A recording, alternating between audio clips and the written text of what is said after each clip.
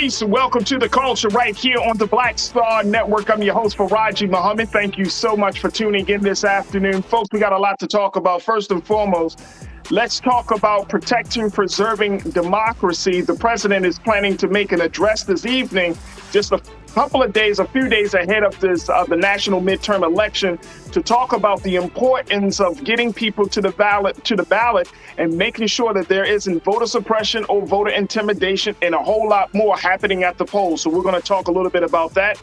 Also, let's talk about some other political issues that are happening across the country as this national midterm continues to heat up, folks. I'm telling you, I've never seen anything like this. And so we're going to look at some of the big issues that are on the ballot right now. Also, can we talk about this ongoing hashtag, Black Men Deserve to Grow Old? I want to have a conversation about this hashtag that was initially started back in 2021 when hip hop artist Young Dolph was killed, that is now being used as we mourn the loss of Migos member Takeoff. And what does that actually mean? And how can we expect that hashtag to turn into some real sustainable action that's going to lead to healing and to the mental health and well-being for Black men in community? So we'll have that conversation and a whole lot more. So stay with us. It's all happening on today's edition of The Culture right here on the Black Star Network. Let's go.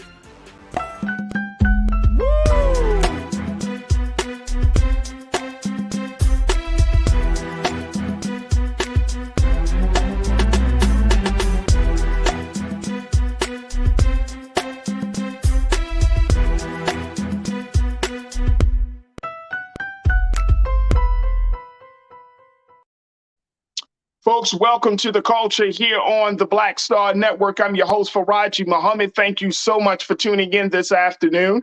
And thank you for wanting to be a part of the conversation. So happy to have you join us today. We are just a few days away, folks. It's November the 2nd, 6 days away from this national midterm election. And so many things are happening across this country as there is an energy around this time of year, around this election, that we probably haven't seen for any midterm. Now, I've been around for presidential elections and certainly for midterm, congressional elections, but the energy right now feels different. Does it feel different for you? It feels different for me, folks, that, it's exciting, but at the same time, it's like you have to be cautiously optimistic about everything that's happening. And so today we just want to continue our conversations about everything from voting to voter suppression to everything relating to this national midterm election. And today I wanted to at least start the conversation off about the importance of getting people to the polls and letting them go to the polls safely, to let them to cast their votes. And this is a big concern that has reached all the way to the heights of power, even to the White House, where President Biden is expected to make some remarks this evening, 7 p.m. Eastern Standard Time, to deliver these remarks about preserving, protecting democracy. Now, we have heard the president say these things before about the importance of making sure that the rule of law and that democracy as a governing experiment continues to stay intact in light of what we saw on January the 6th, in light of the big lie of the 2020 election being a fraud, in light of all that President Trump and MAGA Republicans continue to bring.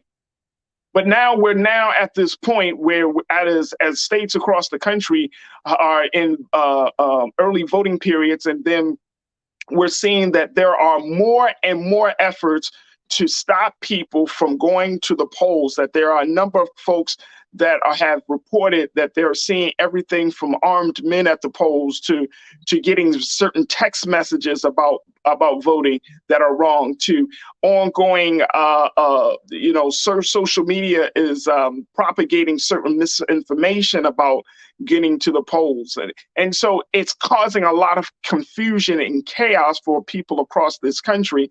And I wanted to just touch base on this, folks, as we just take a few moments this afternoon to look at this, because I thought to myself, we need to have a clear and be very, very, I would say, diligent and intentional about what it is that we want to do.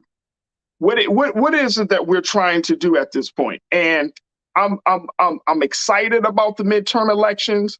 I want to see there to be a strong voter turnout, but at the end of the day, I know that there are some forces out there where they don't want to see the election happen, or they want the election to go in a space where it's in their favor. And we know that. So I want to share with you very quickly just some of the things that we're seeing as we're talking about protecting democracy. Again, President Biden is expected to give this speech about this tonight. So if you have the opportunity, I would say definitely tune in for that. But there's this other thing, election intimidation, voter suppression. Some of you, as my online culture crew members, and big shout out to all of you who are tuning in today. Some of you have already saw and have shared with me saying, hey, Farajii, in states like Arizona and other states, we're seeing people at the polls with guns. Well, there is one organization that has been penalized for their attempts of election intimidation. This is the group called Clear Elections USA. In Clear Elections USA, they have been one of the groups in Arizona that armed individuals been standing at the polls. They've been doing filming, taking pictures of people casting their ballots, really doing a lot of intimidation strategies. So yesterday, U.S. District Judge Michael Liberty, he said, quote, no more ordering armed members of the right-wing extremist group Clear Elections USA to stay at least 250 feet from ballot boxes. Take a look at this, folks. This is Michael Lombardi. He's saying this, 250 feet from ballot boxes in Arizona, and telling them they can neither record or follow anyone within 75 feet of a drop box or the entrance of a building that has one. So you have a judge happening right now. He said, and the way, take a look, legal battle over election intimidation rolls through Arizona. What is going on in Arizona, folks? And if you're a part of, if you live in the state of Arizona, I would love to hear your thoughts on this as we are talking about this level of intimidation. Some people say that that's only a small part of the nasty voter intimidation that we're starting to see. Some people saying that some of the things that Clean Elections USA and groups like it, they're saying that they're using strategies reminiscent of time when we were in a Jim Crow era. And some of the members of this group, Clean Elections USA, using not just standing there with guns, they got tactical gear on and at times with weapons. And they are they are part of putting out the lie that the national election of 2020 is a fraud, and that this election will be a fraud if Republicans don't win. I want to go to hear from you, y'all of my powerful online culture crew. Let's talk about it very quickly here. As we look at voter intimidation, we look at voter suppression, as we look at election intimidation, let's talk about it. I want you to also share with me your thoughts on what do you expect to hear from President Biden today or this evening? Now we're going to, and I got the word that it looks like we may be streaming this message from the president about protecting democracy. So make sure y'all tune in for that. But what do y'all hear? Let's talk a little bit about this level of voter intimidation. What do you expect to hear from the president as we have this conversation? And I'm pulling this up right now.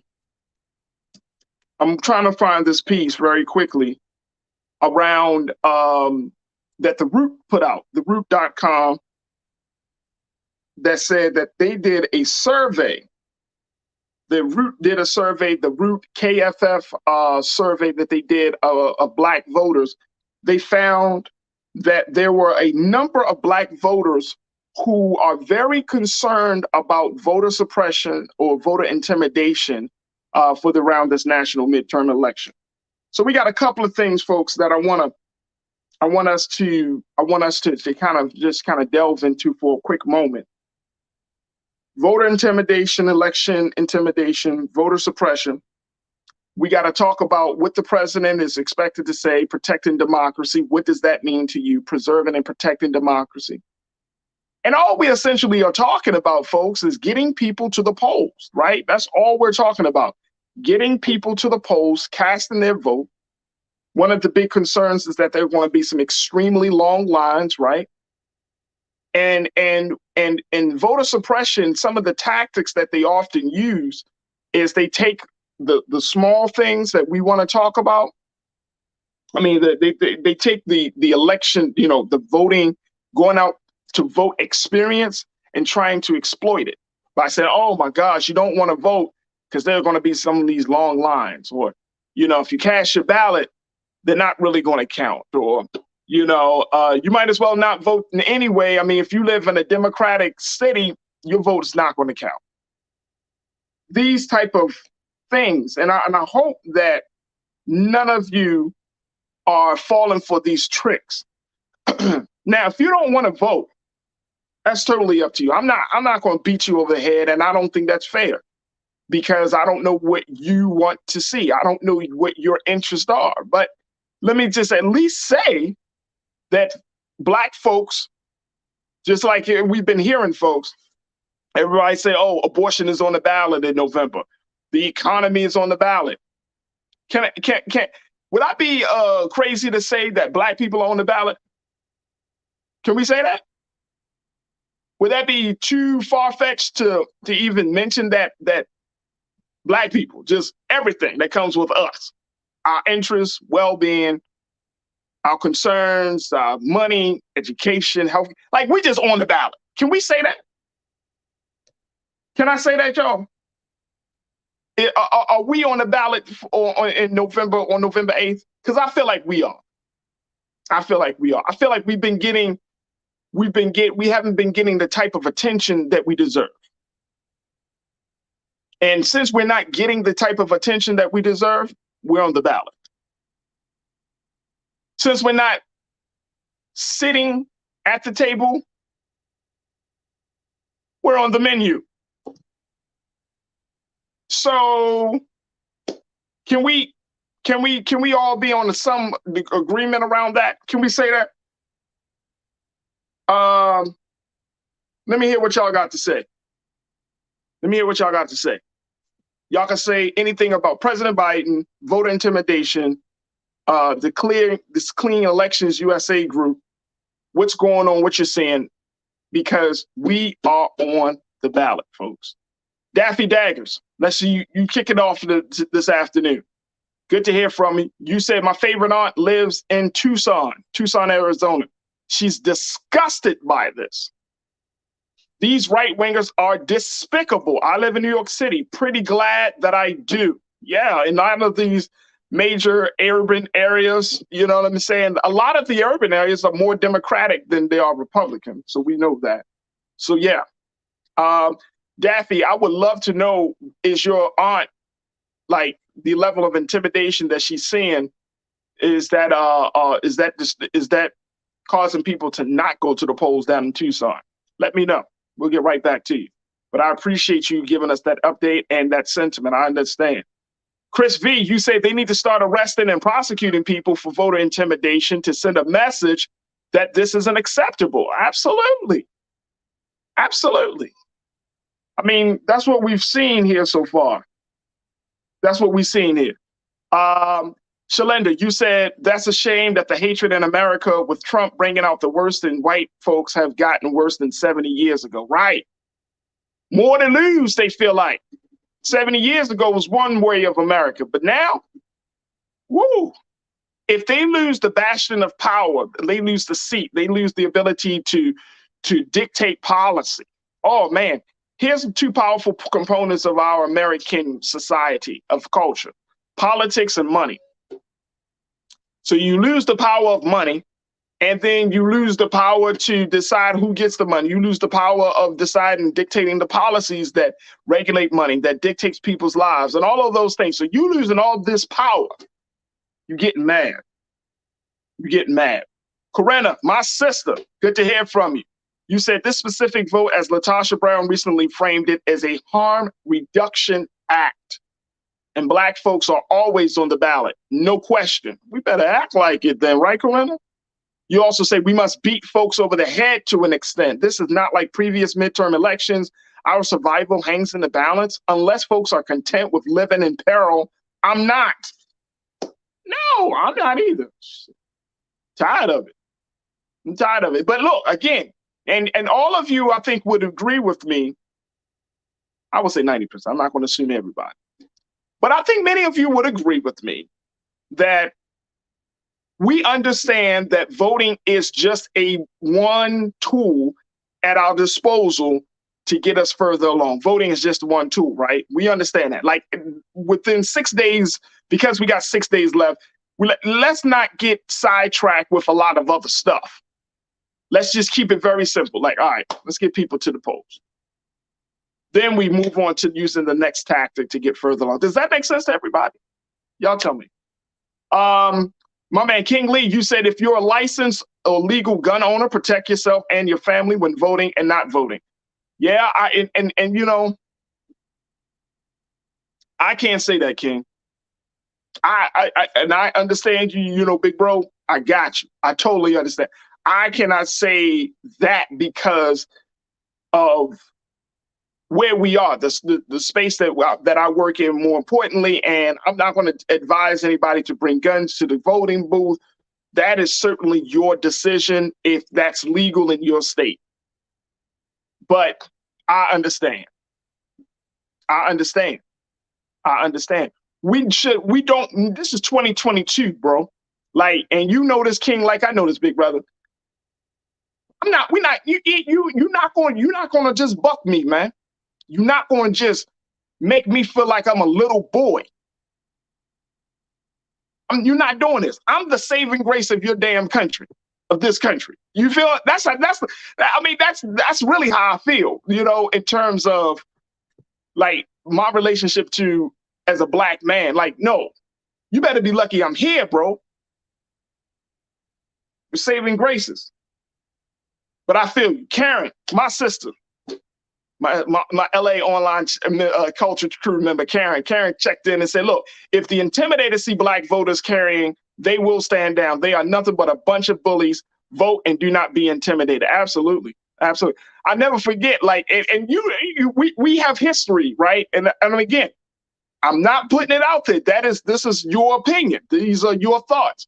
I understand. You make the best decision for yourself and for your family. But I remember when I saw the movie like Panther and other documentaries, how the brothers responded when the police came out with the y'all know those moments, right? And then the Panther came out with their guns. They like, we can go down. We can do this. We can handle this one of two ways, gentlemen. It's like, and it's sad that you even got to do all of that. That's why there is law enforcement at the ballot box. It's sad that you even got to do all of that to just like cast a vote. All we talking about is voting. And you got me at the ballot box with the blicky. You know what I mean, King? You got me strapping up just to go to the ballot box. Man, all right, let's go back. We're not bucking. We're not bucking, King. We ain't bucking, bro. Who else? Rashida, my sister. You checked in and said, bring more just prayers to the poll. Bring Smith and Wesson. Y'all. I love y'all, man. Y'all are ride or die. Well, y'all like, well, look, man. Farajii, you can't say it. Y'all like, well, you can't say it. You may not want to say it, but we gonna say it. We gonna have some problems. If some crazy white man is coming up to me thinking he gonna buck on me, this is 2022, bro. And and I mean, some of us, as our people, man, we just waiting, we itching. Some of us just like, man, look, all I need is I know brothers who've done some crazy things against black men. So all you need is just a righteous cause, and you like, boy, it's on and popping. I wish somebody would say something to me, stand in front of me, a conscious black man, 6'2", 6'3", 6'4", 250, 260. You telling me what? You ain't intimidating nobody. You ain't intimidating this old black woman. No, sir. Hey, King, I see you, brother. You say, give me a reason. I know. See, that's what happens with oppression. You get oppressed for so long that the oppression makes you not want to look at yourself in the mirror because you can't face yourself. You can't face your own weakness. But then after a certain period, you like, I got to look at myself in the mirror. I'm a man. I'm a woman. I'm not going to just, oh no, I'm standing for right. Oh no, I ain't afraid. I'm not afraid. I believe in the God of justice. I'm not afraid. We're not doing it. Cynthia, you checked in and said the United States Congressional House of Representation did not acknowledge Miss Harriet Tubman's birthday. No, they did not. They did not. But are you surprised, Cynthia? Are you surprised? All right, let's go back. Let me make sure I read Corinna's. She said, where is the Not F Around Coalition? Oh, okay, there we go. I think that's no one. All right, Corinna, you say, where's the Not F Around Coalition we saw in Georgia? They should be all up and through the voting precincts. Yeah, absolutely. Look, man, and remember the other day I said this, because we were talking about this. Remember literally the other day I said, black folks, we have to fight for every little gain that we're able to get. And know what, you know what I'm saying? Like, and I mean, just a simple exercise of casting your vote, and you got to fight to do that. Not going to take it back here, but y'all remember my conversation yesterday? We fighting for the little stuff, and y'all saying America don't owe us? I'm going to just leave that right there. All right, let's take some more. Let me go back to my crew. Chris V, you said maybe if we see voter intimidation happening in mainly black areas, maybe someone should live stream the location so the community can confront these folks. I like that. I like that. Use the power of the phone to do that. You're absolutely right. Once it goes viral, Chris, can't put that genie back in the bottle. Lana, my sister, you said we need to tie it to the culture. My aunt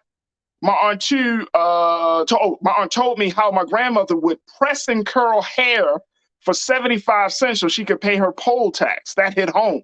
I'm motivated to vote and take fam too. There it is. I love that. That's a great idea too, Lana. Thank you.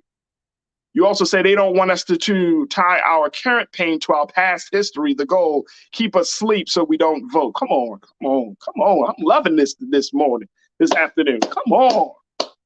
Look, we showing fearlessness. We understand the assignment. Come on. Culture Crew, man. This is what I'm talking about. All right, Shalinda, you said, I walk with peace. I keep peace right in my purse. Like my mother before her. I walks around like I wish her. Yo, I can't deal. Y'all got this in it. Y'all fired up. Y'all are fired up today, and I'm loving it. I feel you. This is what we're going to need.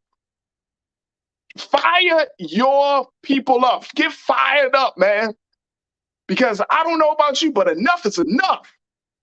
You're not doing this. You're not acting like we children. You're not acting like you own this anymore. You're not acting like this is just your land. I'm fired up, man. I am fired up.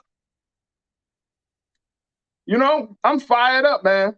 I am certainly fired up. Who else we got? I'm going to take one more, then we're going to take a quick pause. My sister, Sophia. NFAC has been facing more legal issues from Trump, which only makes sense in America. Yeah. Who is NFAC? Make sure I don't want to assume that I know what that is. So Sophia, let me know who that is. You know what I'm saying? Let me know. Chris, my guy Chris, you said I already voted, but I wish somebody would. And look, and here's probably what we need to really do as we close out on this portion of the conversation, folks. Here's probably what we need to do. We probably need to have men and women. I'm not going to exclude my sisters, but just for in terms of protection. If you're at a place, maybe we need to talk to the NAACP and just be like, okay, if we monitor, and you tell these folks, if you monitor us, then we gonna monitor your ass. Yeah, just like that. No. If you monitor us, we gonna monitor you. And we just need, you see what I'm saying? This is that level of community defense that we often talk about, that we often say that we want, that we need. This is that level of community defense, that if you monitor me, I'm monitoring you. So for the bold brothers and to the bold sisters, and we standing firm, like, no, you're not going to intimidate us. Work with the church, work with the NAACP or the Urban League or whoever. Work with an organization, but just let them know, like, and I think that to our people, we can't assume. One of the things I think that we often do is that we act like people are on the same moral compass as we are. And that's not the case in 2022. People don't operate from the same morals and values that we have, right? And I'm saying that we can go out there thinking, oh, nobody's going to bother me, but I'm not saying you should be paranoid, nor should you be scared, but just simply be aware and knowledgeable that these things are happening so you can act appropriately. And if something were to jump off, you could be prepared, because if you are ready, you don't need to get ready. My wife always tell me that now. She say, you know, man, if you already don't need to, she said, if you stay ready, you don't need to get ready, Farajii. Like, all right. So we got to be prepared and know the reality of this situation, that people are there to try to intimidate us. People are there to try to block us. People are there to just watch you and all of that stuff. Be like, no, I'm watching you. Come through and watch what happens. All right. Danny, you checked in. Danny, I love what you said. You said, yes, and I love God, and God is my protection, but God also didn't make no fools. He made us to be able to think and read between these lines. Come on, Danny. I love it. I love it. I love it. Danny, you also said something. I hear black folk, boy, we must got a lot of gun owners in the culture crew, boy. A lot of gun owners. Oh, okay. Sophia responded. She said NFAC has been facing more legal issues than Trump. So the NFAC is the Not Effing Around Coalition.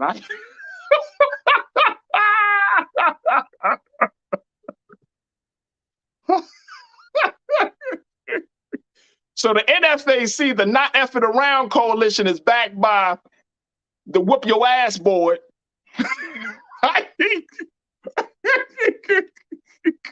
Which is composed of, I wish it would, members.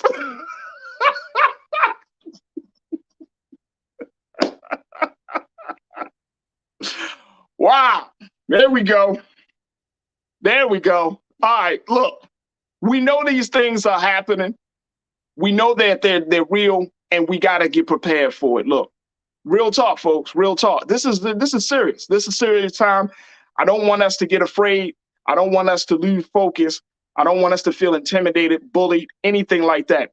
When we go out to vote, make sure that you understand the seriousness of this situation. More importantly, let's have a plan of action in terms of protecting the elders, right? First-time voters and elders. Just get them. I mean, I've been encouraging a lot of everybody, go out in groups, vote with your family.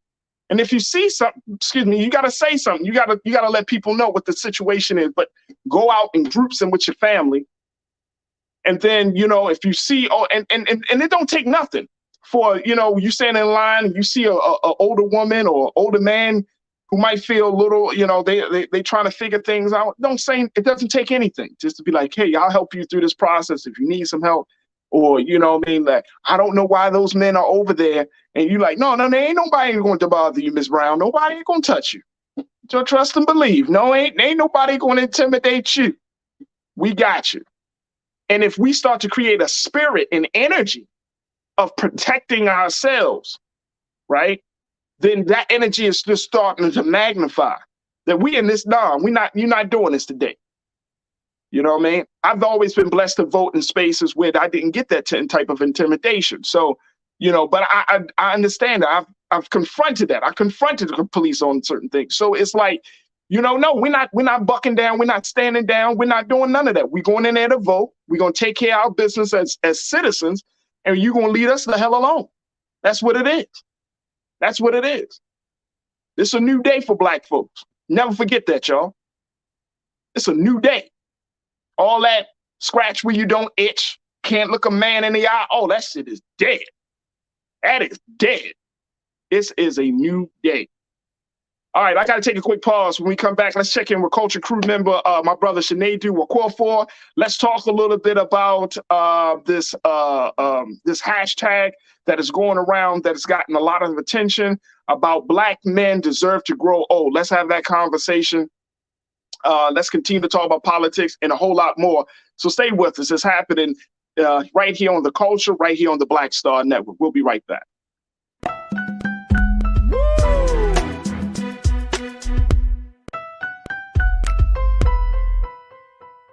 Hatred on the streets, a horrific scene, a white nationalist rally that descended into deadly violence. White people are losing their damn minds. An angry pro-Trump mob storms the U.S. Capitol. We've seen We're about to see the rise of what I call white minority resistance. We have seen white folks in this country who simply cannot tolerate Black folks voting. I think what we're seeing is the inevitable result of violent denial. This is part of American history. Every time that people of color have made progress, whether real or symbolic, there has been what Carol Anderson at Emory University calls white rage as a backlash. This is the rise of the Proud Boys and the Boogaloo Boys. America, there's going to be more of this. Here's all the Proud Boys, guys. This country is getting increasingly racist in its behaviors and its attitudes because of the fear of white people. The fear that they're taking our jobs, they're taking our resources, they're taking our women. This is white fear.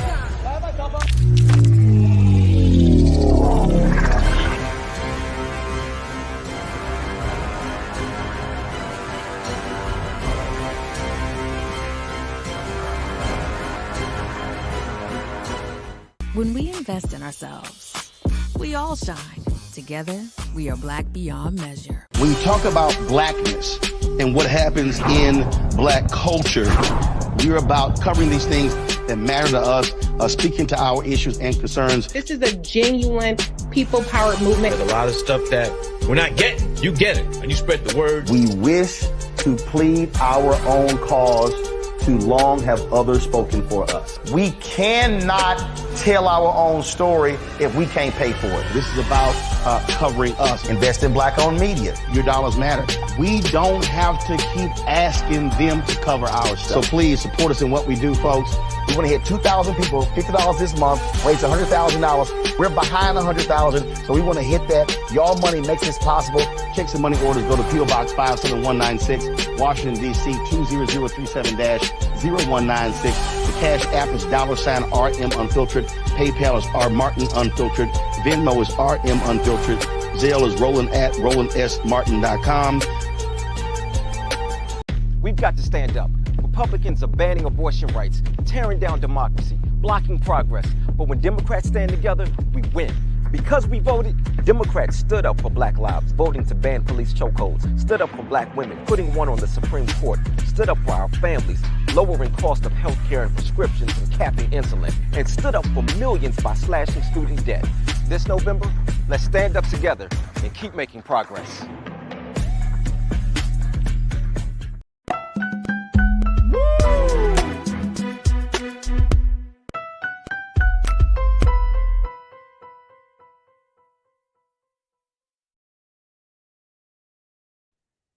All right, folks, welcome back. We're continuing the conversation, and I told you all this week we're gonna carve out a chunk of time to talk about various elements of this voting season, as we are officially 6 days away from the national midterm election. Some of you have already voted, so if you've already voted in your state, in your county, in your district, we thank you so much. Thank you, and get other people to vote. Encourage other folks to go out there and vote. And there's so much on the ballot we can talk about. And I said this in the first segment. Black people are on the ballot. Everything. Our heart, our culture, our education, our health care, our political power, all of that is on the ballot. All of that. So we got to go into the ballot with intention, understanding, and knowledge of what is at stake at this point. Now, here's the other thing I wanted to talk to, and I'm going to bring my brother Shanadu in. I wanted to share just a little bit, get your take on this, folks, because as much as we're seeing all of these shifts and turns, as much as we're seeing all of these things that are coming out about Republicans, the MAGA Republicans, the impact of that, as much as we're seeing Democrats being the big tent party, and more importantly, trying to try to figure out what their unifying message is going to be in these final few days of the national midterm election. And in light of there has been so much speculation and quote unquote prophecies that have been made saying that the Republicans are going to take over the House and the Senate.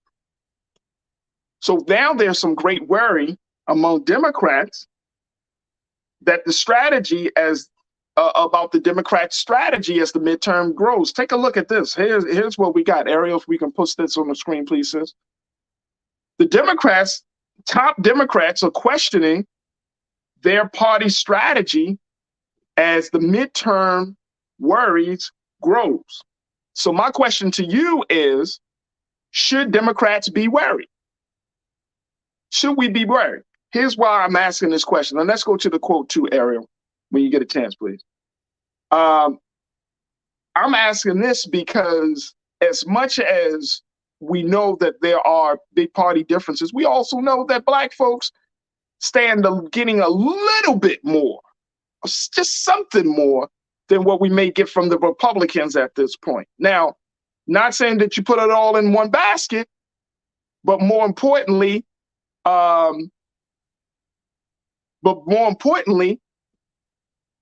how can we get some leeway on the gains? All right, take a look at this. Here's what the quote says: that there is little agreement over exactly what could cost the Democrat Party, control of Congress in areas where victory depends on high Black voter turnout. This is what's reported by the New York Times about whether the Democrats is using the right strategy to get people to come out and vote for them. They say in areas where victory depends on high Black voter turnout, Democrats worry that they are not mobilizing their constituency. Others say there has been too much focus on abortion rights and too little attention on worries about crime or the cost of living. And across the country, Democrats point to an inadequate economic message and an inability to effectively herald their legislative accomplishments. Do y'all agree with that? Do y'all agree with this, that Democrats may not be putting out the right message? And take a look here. Do you agree with this, folks? Do you agree with that? The Democrats may not be putting out the right message. Too much focus on abortion rights, too little attention on worries about crime or the cost of living. The Democrats point to an inadequate economic message and an inability to effectively herald their legislative accomplishments. Should we be worried? And Ariel, let's put that down in the lower third. Should Democrats be worried? Should people that lean to the Democratic Party be worried? Culture Crew, I want y'all to talk to me on this. Are y'all worried? Are we worried? Should we be worried?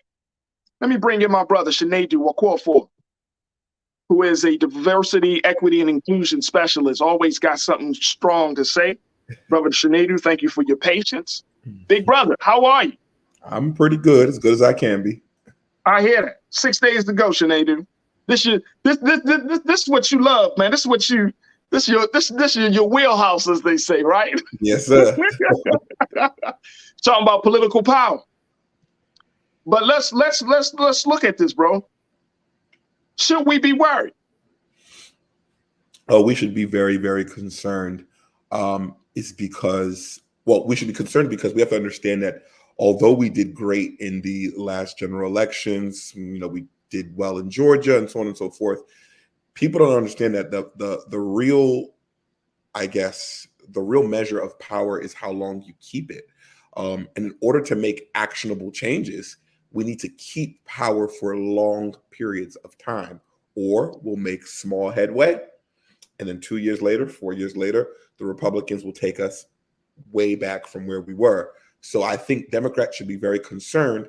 But at the same time, it seems that a lot of people have been doing early voting. Georgia has showed statistics that early voting for this midterm election is going to probably pass, their past history. It's not going to quite do what it was 2 years ago, but that was a general election. But people are taking this thing seriously. And I believe that Democrats should be very concerned, and they should be very aggressive in letting their followers know that they have their back and play to their base. What issue though, Sinead? Because and I've said we got black folks on the ballot, so it could be a number of issues, right? But what issue do you think it can really like activate black voters? Is it the economy?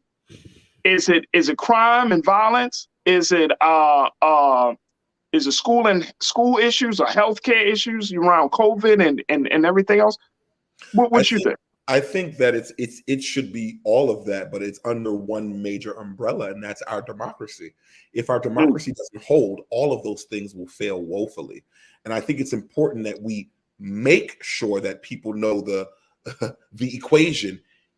Not saving our democracy equals catastrophe as it pertains to economics, as it pertains to crime, as it pertains to healthcare, reproductive rights, as it pertains to affirmative action. We see what's going on. Our democracy is being tested, and it'll only fail if people do not do whatever it takes to save this experiment that we call the United States of America. Absolutely. Absolutely. Absolutely. Let me just say this very quickly, folks. I'm not in this, and Sinead, you and I have both been in spaces with people who want to see the system fall apart, right? And I get it. Because there's so much anger, there's so much that has been done to this in the name of quote unquote democracy, right? Under this system of things. But this is a very hard place for black folks to be in. Because as much as we have experienced some great hardships and trials underneath this system, it's like as of right now at this very moment, this seems to be the system, the order of things. And so help us, and I'm just wondering, you may or may not be able to help us in this space, but your insight is always appreciated. But help us to understand, how do we make sure that our blackness, our black interests that cannot be accommodated by this system of things, and then our interest involved because of the system of things, how do they kind of coexist in the same place at the same time, given all of the other stuff? Does this make sense? I hope I'm asking a question that's making sense. No, it makes sense. I think, as it pertains to our blackness, I've always said this. I think it's important that, we can make more change in the House than we can outside of it. I think black issues it's not just tantamount for black people, it's tantamount for this nation. But what I do know is that we have to have good strategy. Being upset is not enough. We have to be very strategic. And I think that's the thing, because we've tried forever. People are like, you know what? Let it all fall. Let it all crash and burn. Remember, if it all crashes and burn, who will suffer the most? The folks that are already suffering now. So unfortunately, fortunately, we have to make sure that we do our best to uphold what we have as best as we can.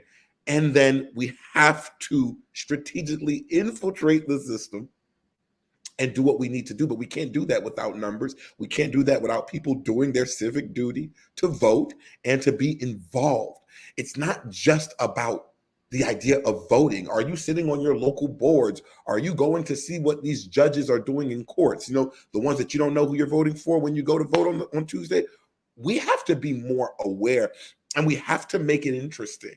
We have to make it interesting to our children. We have to make it interesting to the next generation who's going to vote, because if you look at the statistics, the next, if not already, the biggest voting blocks are going to be the people between 18 and 40. We have to TikTokify it. I think the White House recently had TikTok influencers at the White House, because we have to make this thing interesting, because if the next generation doesn't find interest in this, it will be easy for Republicans to just clear cut come in and do whatever the hell that they want. And we can't let that happen. And if we want to uphold our blackness, then let's remember to stand on the shoulders of all of those who just vote. All of those who worked hard, who marched and did whatever they could just for us to have the option to vote or not vote. You see what I'm saying? Right. We have to not forget that. Absolutely. Absolutely. We're going to take a couple more comments, and then we're going to take another pause in a moment.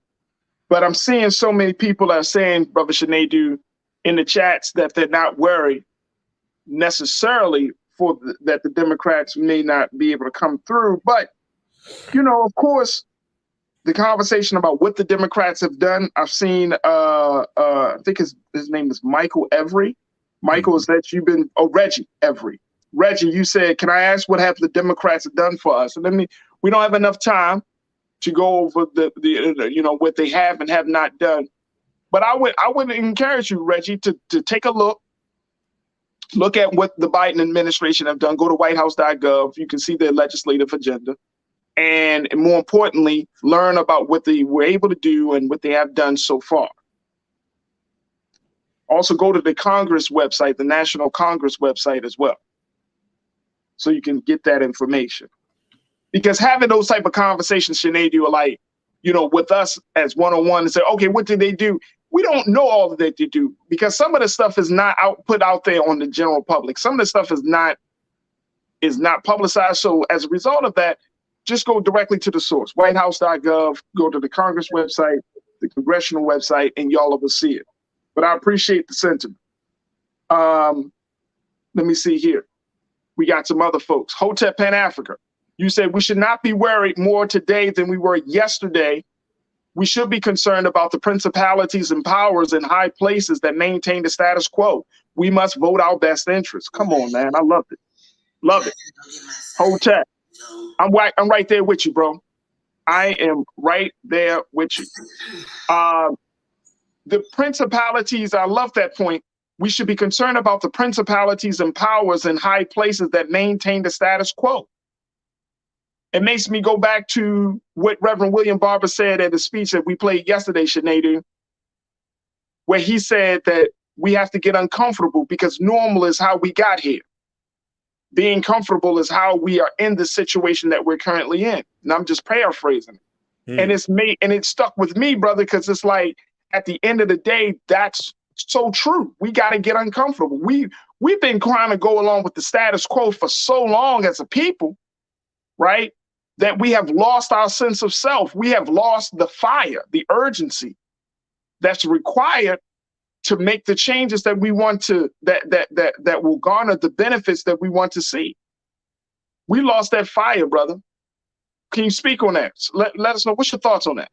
Yeah, we have lost the fire because, again, and I've said this many times, we lost the fire because we see the first black this, the first black that, and we forget that the fight is ongoing. It's a long-term, and I think black people need to get to this understanding. It's a long-term, forever fight.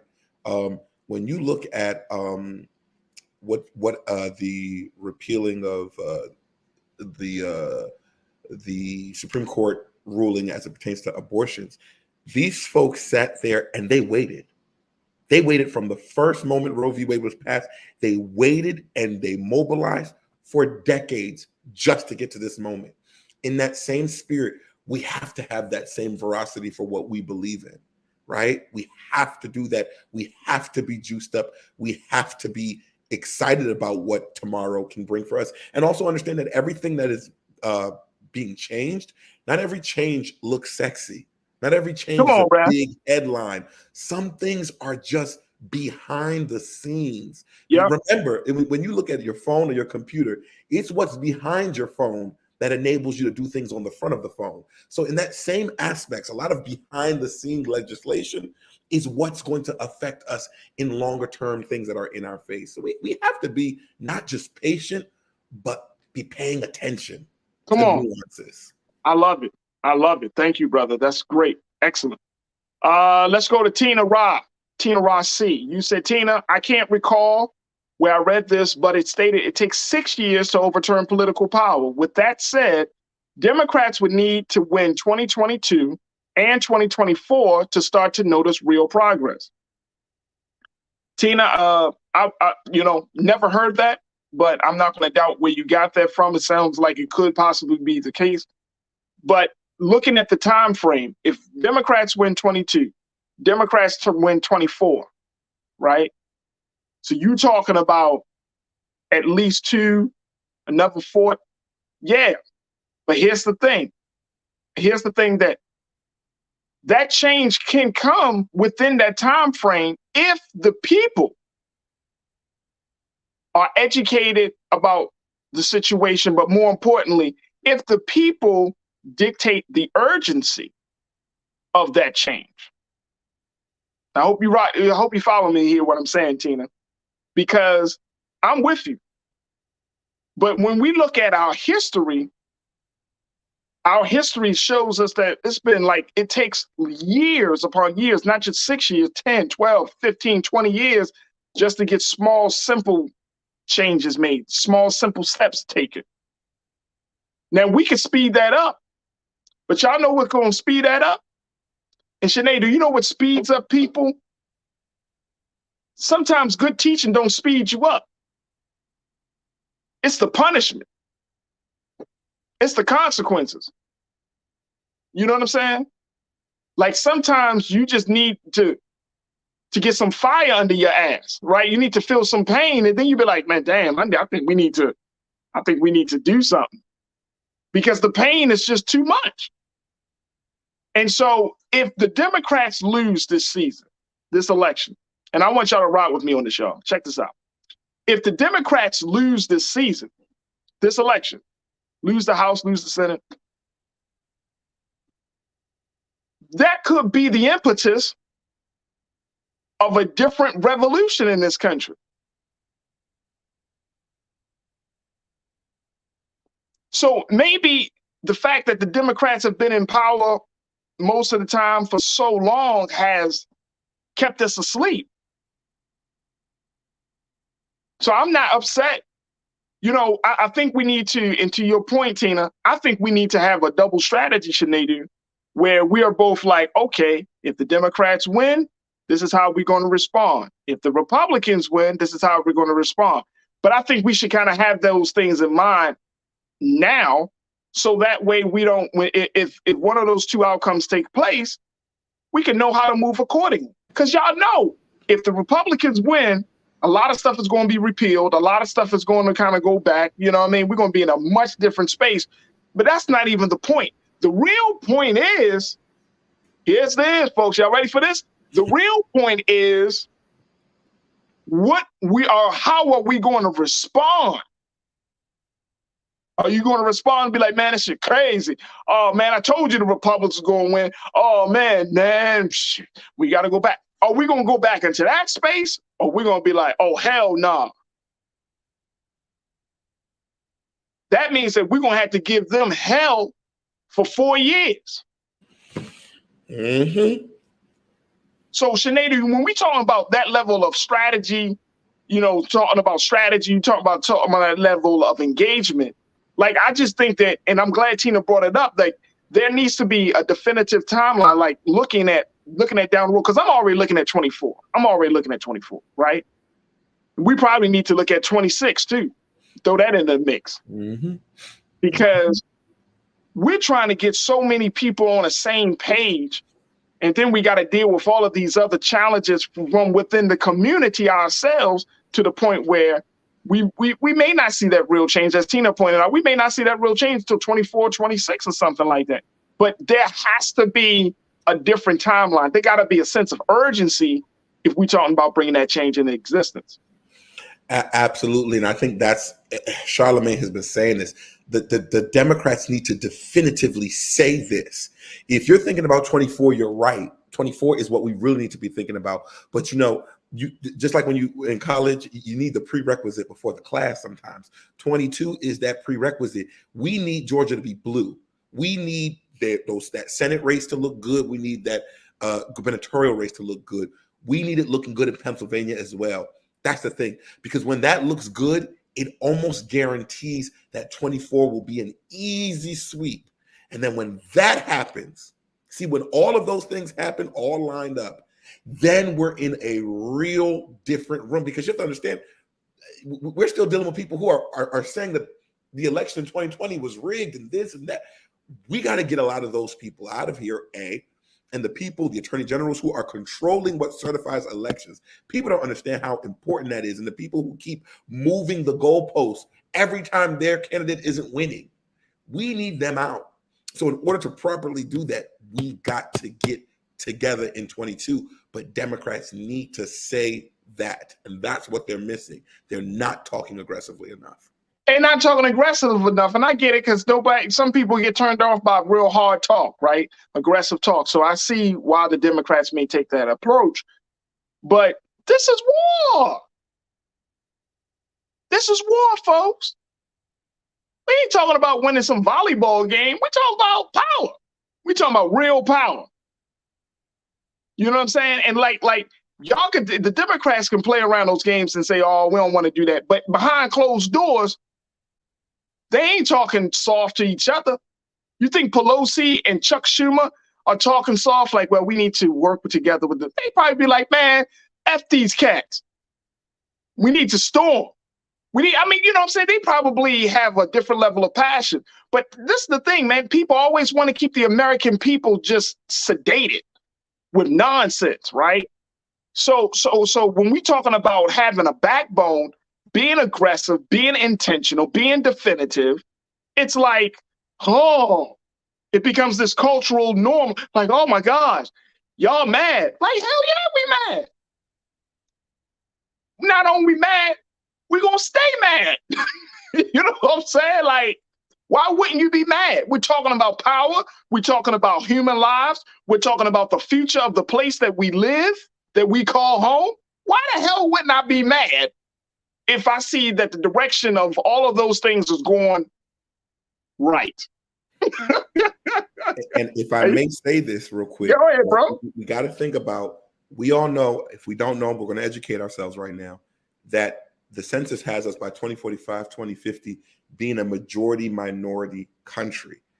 If we don't put the correct things in order now to prepare for that, then even as the majority, we still won't be able to have a hold of the things that are holding our communities. That's I think people need to think in terms of short-term but longer-term futures. These people like Mitch McConnell, who are old, they know they're going to die within the next however many years, but they're making sure that that their people of power are going to be in power regardless of what the weight of a minority or majority is in this country. And if we don't take that seriously, we're going to be in a majority position with a minority share. Absolutely. Let me take this couple of more comments, and then we're going to take a quick pause. Nuna Brawin, you said people need to remember January 6th. How can people forget? I hope they don't forget, Luna. I hope they don't forget. But you're right. Let that be a reminder. Nisa, 1971, you said the argument against system failure is also the argument for system failure. It will harm those at the bottom, true, but it's killing us slow better than killing us fast. We create the future we want. Absolutely. Absolutely. Danny Hall, you checked in and said, look, I think we should have a site to discuss the most important things are a must for Blacks to vote for and why. If we move together, it's a stronger move than us going in different directions. I'm all for that, Danny. However, we can't do that now, but we can do that for 24. We can do that for the next presidential election, because trust and believe the next presidential election is going to be inclusive of two candidates that are coming from very two different spaces of what they see in this country. And Ming Lee, Natasha Serge, Democrats are too soft in messaging as usual. Well, if they're soft, then the people that may be Democratic or inclined to the Democratic way of thinking got to go hard. That's all. Look. I'm not expecting the government to save the world, but at the end of the day, and then we don't play a role in it. We have to step up and fill in the gaps when these parties are losing sight of where the holes are. We got to step up. Look, we got to take a quick pause. When we come back, let's switch gears talking about the state of black men in this country, as there's a viral hashtag of black men deserve to grow old continues to get a lot of traction and attention. And we're going to break it down with Sinead and you. So stay with us. That conversation is up next here on The Culture on the Black Star Network.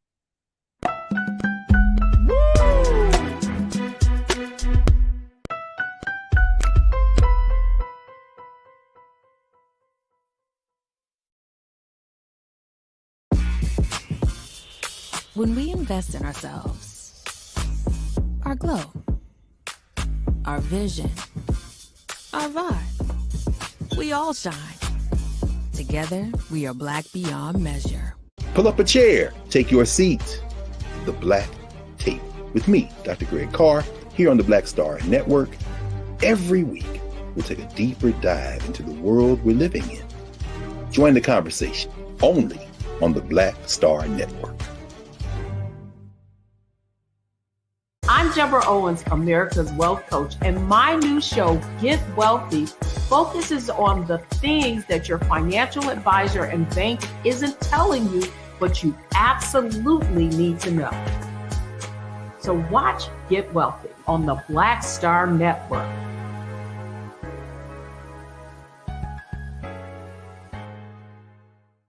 Hi, I'm Dr. Jackie Hood Martin, and I have a question for you. Ever feel as if your life is teetering and the weight and pressure of the world is consistently on your shoulders? Well, let me tell you, living a balanced life isn't easy. Join me each Tuesday on Black Star Network for a Balanced Life with Dr. Jackie. We'll laugh together, cry together, pull ourselves together, and cheer each other on. So join me for new shows each Tuesday on Black Star Network, A Balanced Life with Dr. Jackie.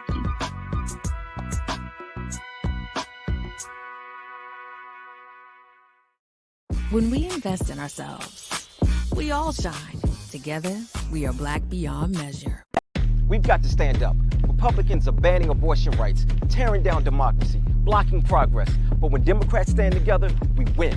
Because we voted, Democrats stood up for black lives, voting to ban police chokeholds, stood up for black women, putting one on the Supreme Court, stood up for our families, lowering cost of health care and prescriptions and capping insulin, and stood up for millions by slashing student debt. This November, let's stand up together and keep making progress.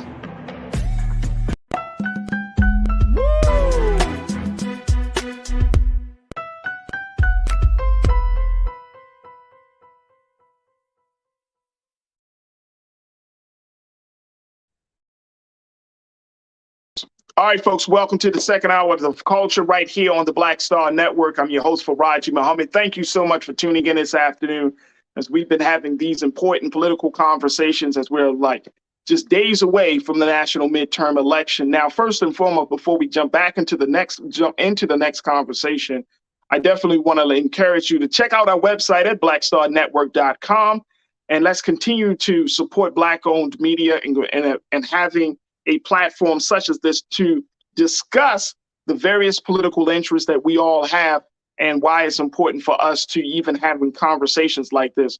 You can find the great work that we're doing here at Black Star Network right there on our website at blackstarnetwork.com. Support us financially, share the content, and follow us on all social media under Black Star Network. We'd love to connect with you and continue to build with you.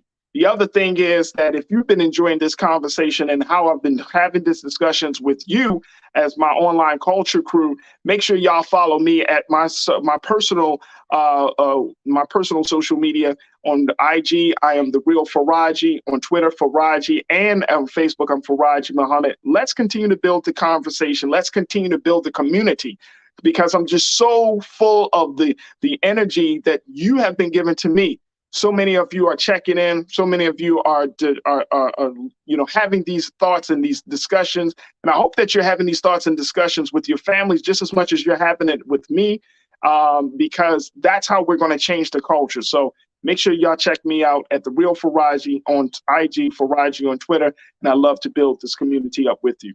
All right, let's jump into this next conversation. I got, again, my brother Shinedu Wakofor, who is a diversity, equity, and inclusion specialist, to talk to us about this growing hashtag that I saw that kind of took Twitter by storm as a result of the death and murder of Takeoff, the Migos member that was killed yesterday as a result of an altercation in a dice game yesterday in Houston, Texas. This hashtag, Black men deserve to grow old. This is interesting. And when I first saw this hashtag, Shinedu, I thought to myself, man, what is this all about? Actually, Nira brought this to my attention. She was like, there's this hashtag around, and she said, I'm loving it. But when I went to take a look at how this hashtag was started, this is not a brand new hashtag, folks. This is a hashtag that was actually started back in 2021, back in November of last year, when Young Dolph, who was another hip hop artist, he was killed. And so his longtime romantic partner by the name of Mia Jerlin, she launched the Black Men Deserve to Grow Old campaign through her brand Momio. And it's a social initiative. Respectfully, Momio was initiated in 2020 after she lost her brother to violent crime. Now, after Dolph's murder, the brand has seen a surge in support, as in they had a lot of merch. And according to the company, to the website, the campaign aims to support various families, especially women and children who face hardships and are in need of financial and psychological support as a result of violence. It's a very, very powerful hashtag, but I'm wondering, Brother Shinedu, when we have a situation like this happening, when we saw like the killing of Takeoff, now you got this campaign, Black Men Deserve to Grow Old. As an organizer and an activist, I'm wondering, how far will it go? Will this go and translate itself into some meaningful change in either male and male relationships within the Black community?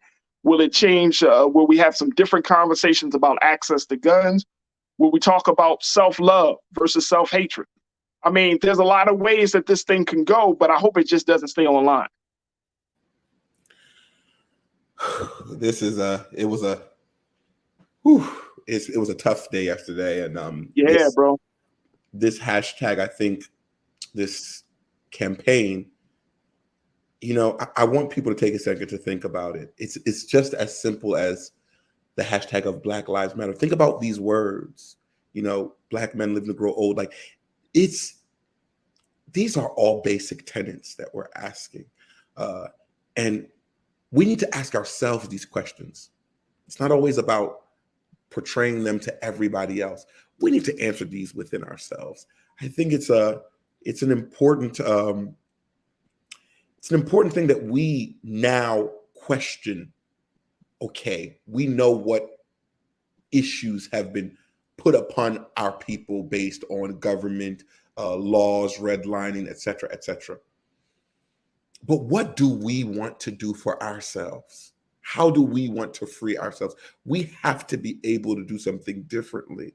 I think a lot about Nelson Mandela and how everybody was so surprised that he, made it through Robbins Island in prison for 27 years. And he spoke about his mind. Once he was free here, nothing else could matter. And I think the same goes for our communities.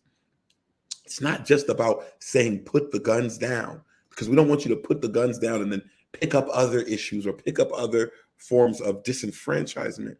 we have to have a conversation with self to say, how is what I'm doing building or destroying my community? And so I think that this opens up the door. But I have to be honest with you, Sinead. I've been doing this work for a long time, brother.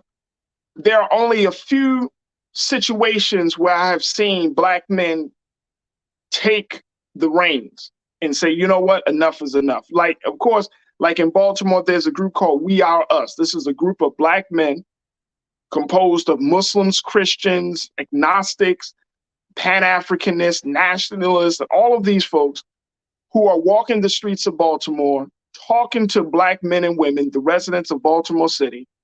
Nobody is paying them. They've been doing this work for damn near 3 years. Literally on Mondays and Saturdays, they walk the streets, pastors and ministers and laymen and all of that. And they offer hope and they offer jobs. I got to bring them on to the show. And they've been doing this work, right? But when we have these hashtags, you know, people say, well, there's nothing that Black men aren't doing. Black men aren't trying to. And it's like, no, there are things that Black men are doing that just needs to be highlighted, right? There are things that Black men are doing. If we're talking about Black men deserve to grow old, then that means that we're not doing enough life-affirming activities. We're living a death style, not a lifestyle, a death style that's causing us to die young. And I know that there are people, there are spaces that will allow Black men to grow old. But I'm gonna put it on the brothers, and I know a lot of my brothers, they conscious, I get that. But I think that for whatever reason, Black men feel like they don't have no hope.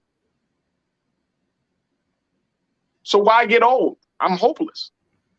And you know, Farajii, when you say the word Black men, we have to also understand, what does that mean, right? What does when we have these type of conversations in places like this, when we say Black men, do we really mean all Black men? Do we mean the Black men does that include the Russell Wilson type of Black men, you know, the ones that we're calling corny these days? Does that include the people like Dwayne Wade, who is ridiculed as a Black man because he has a transgendered a daughter, and that doesn't quite fit into our mold? I think that's one of our biggest issues. We say, and I've done this a million times, and I'm going to do it again. Black people make up what, 14, 15, 16% of the American population. Great. 13. Within that 13, I think 6% are men, right? If 6% are men, these are already small numbers. When you start to now delineate who is a man and who isn't a man, you start to get some decimal pointed percentages of disillusion, of confusion, of nothingness, right? When I look at other thriving communities, and I hate to do comparisons, but comparative analysis is important. When you look at other thriving communities, I'll say it, the January 6th type of communities, right? They were poor, undereducated, rich, in power, and powerless. All of those people were there, and they all represented the same ideology. When do we as Black people learn that we will get further in our community if we can be more Black inclusive rather than Black exclusive? I got you. That's a great question. Let's go to the culture crew. Hear what folks got to say. Folks, we've been talking about this hashtag. You may have seen this on social media. I know I've seen it on Twitter, and definitely on Twitter more than anything. But Black men deserve to grow old. What's your take on this? As we have a conversation, this is after the killing of Takeoff, the Migos member that was killed yesterday. And I want us to grow old, Sinead. I really do. I hope and pray that we can grow old. And, you know, I have a son and I have a 9-year-old. So I want us to grow old. I want us, though, to get to a place where it's, you know, we're not just a hashtag. Our livelihood isn't a hashtag. but it becomes something more substantive. Danny, you checked in. I just asked myself, why? Why do brothers who have lifted themselves above the poverty level, and why are brothers moving still in the midst of the hood still? We know what's there. Yeah. That's a big part of it. Like why go back? Right? And I know brothers that do that, and that you don't even have to be making millions of dollars. How many black men and women, y'all, the crew, talk to me. How many of you actually know someone who's making decent money, changed their life, right? They came from the humble beginnings, went to college, got opportunities, got connected with the right people, got great jobs into their profession, and still go back just to hang out, just to legitimize them, just to, give them some street cred. How many of us know people? I think we all know people like that. So to your point, Danny, like if people keep going back because there's still this level, and Sinead, you brought this up, there's still this element of our culture where if you become too, quote unquote, if you become the Russell Wilson type, oh man, he ain't real. He ain't a real black man. Because he talks proper, he's not involved in a whole bunch of madness.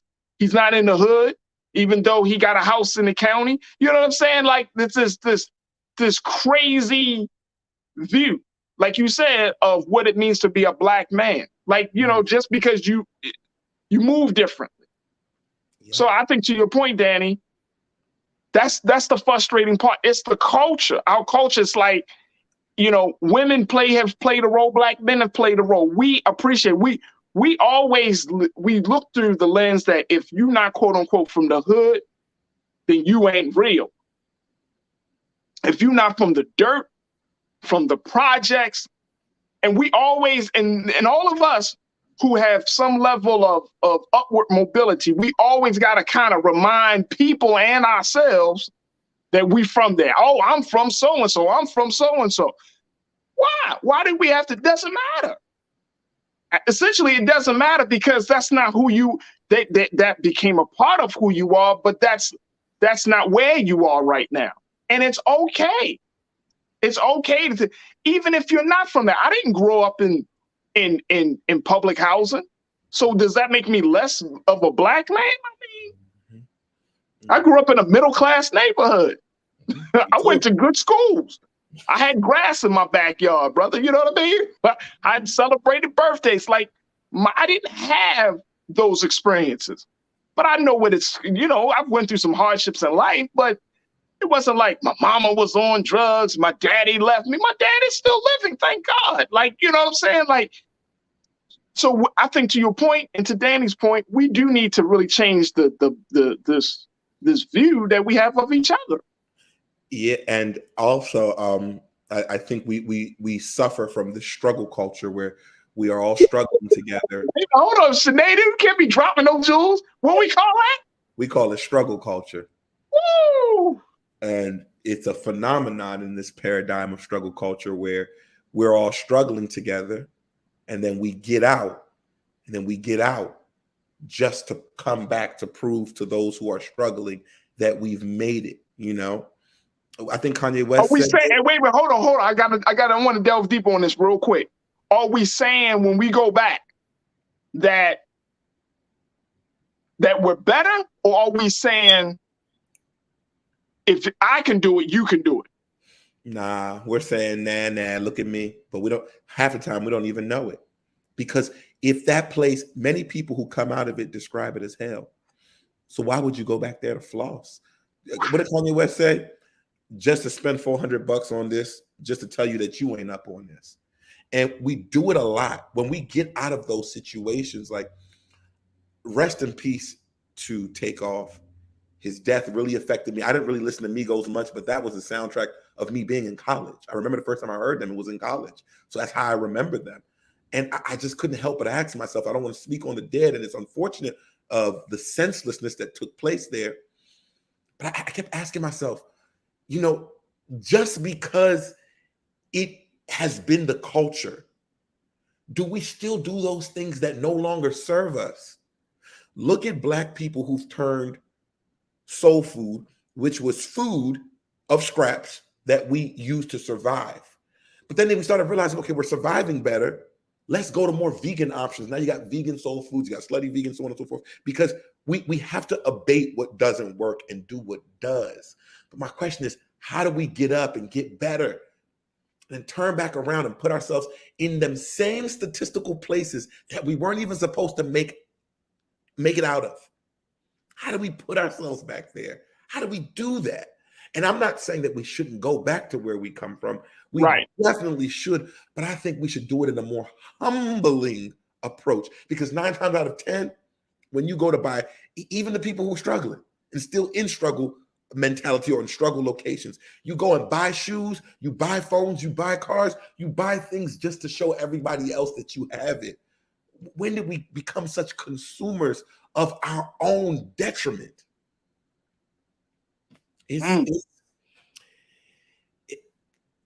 Farajii, I cried yesterday, and I don't even really know who this man is. I cried because I couldn't believe that this is still taking place.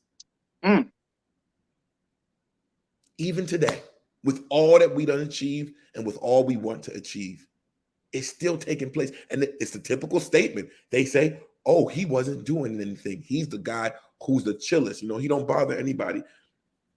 My dear, if you read the Bible, it'll tell you that it's usually the bystander that ends up in the middle of stuff. How do we get here? And now what is it? We going to mourn this week and next week be on the same shit? That be my thing, because this story will die down and we will go back to doing the same sickness. It's a sickness at this point. It's a disease. It's a virus, because we can't seem to get ourselves out of it.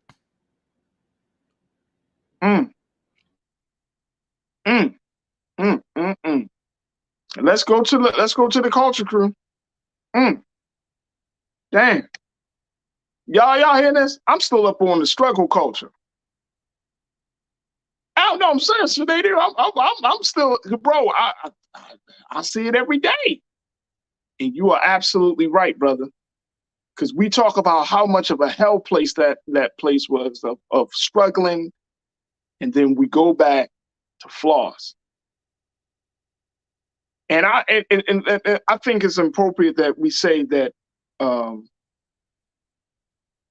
that even though this brother Takeoff, we're not trying to put no negative shade on him, because this is a part of our culture. We all do it in some way, shape, or form. You know what I mean? You got to be intentional about not doing that. You know what I mean? Going back to the place that you thought was the worst place that you could be in. The scripture said, you know this part of the scripture, I'm sure, Shanae do, a dog going back to its vomit. That's the worst part of yourself. All right, let's go to the culture crew. Let's hear what you got to say. As always, Shanae do dropping jewels all the damn time. That's why I love and appreciate my brother. All right, so many of you are checking in. Here we go. McCole, you said there are many organizations that uplift, build, and bring hope to Black men. Black Men Heal is one of those organizations. Hey, McCole, hit me up. I would love to see if we can get them more. You say they're great. I'm gonna take your word on it. Let's see if we can get them more. Seriously, hit me up and send me a DM on Twitter or IG, and let's connect with you. I appreciate you for saying it. Jawan, you said, my sis, my heart breaks seeing so many of our brothers dying before they reach their potential. And I'm not just talking about rappers and celebs. Yeah, my heart is breaking. I can't listen to it now. Like before I was like, okay, but now it's like, once you understand the behind the story, the backstory, like these brothers really essentially just tried to do something to get them out of whatever situation they're in. Music became their conduit. Music became that bridge. Jimmy Kadeska, you said, how do we get rid of fascism in corporate America if corporate America is keeping us down? Well, how do we get rid of fascism? It's a big one. That's a very big one. I think that requires a lot. I think that requires a lot. So that's a bigger conversation. I don't want to venture into that part of the conversation because I want to make sure we stay focused on this one. But Jimmy, we're going to keep that one in mind. Thank you. Karen, you said the lives of Black men must matter to Black men. Too many brothers are dying by the guns of brothers. Come on, come on, come on. You also said, okay, same thing. So yeah, too many brothers are dying by the guns of brothers. Absolutely. Karen, you know that, especially here in LA. Nisa, 1971, you say we living in a real life said game. They have limited the resources, given us weapons and incentives to turn on each other, all while they sit back and watch the show. Come on, facts. Facts. And we play into the game, Nisa. Sinead, we play into the game every day. Like we know the game, but we play into it. Absolutely. You know what I'm saying? We know about the criminal justice system, but we break the law. You know what I'm saying? Like it just doesn't make sense. And this is not to diminish the brothers in any way, but come on, we got to change. Something's got to change. Like this is a situation. Like I was telling Nira this yesterday. We talking about Black men deserve to grow old. Well, that means that Black men got to see themselves, got to love and respect themselves, not to kill each other. Mm-hmm. Because apparently some Black men don't get that message, and they do.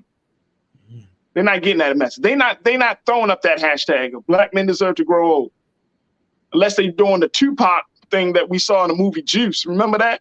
Mm-hmm. Y'all remember movie Juice? The schizophrenic character. He really was like, what did he go, a sociopath? Sociopath. Mm-hmm.